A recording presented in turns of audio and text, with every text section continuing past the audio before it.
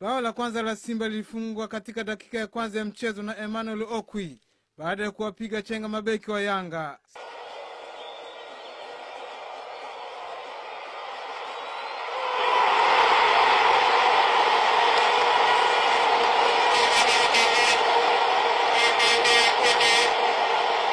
Simba ilianza kipindi cha pili kwa kasi na katika dakika 54 Felix Sunzu akaifungia bao la pili kwa mkwaju wa penalty baada ya Okwi kuangusha katika eneo la hatari na beki wa Yanga.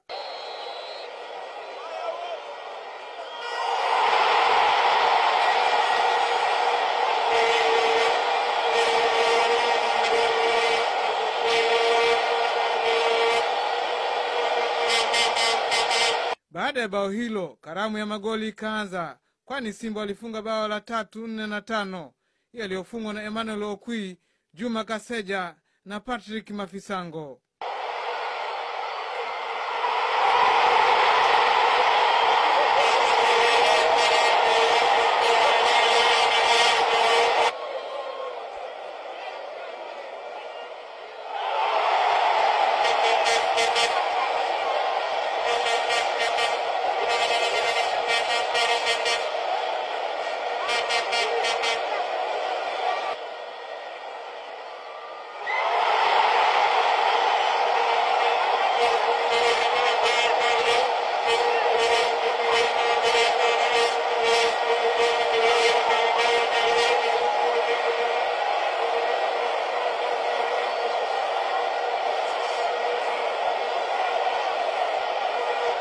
Baada ya kumalizika kwa mchezo huo, wachezaji wa Simba wakajimwaga uwanjani kushangilia, huku wakimrusha juu kocha wao Milovan Sikovic.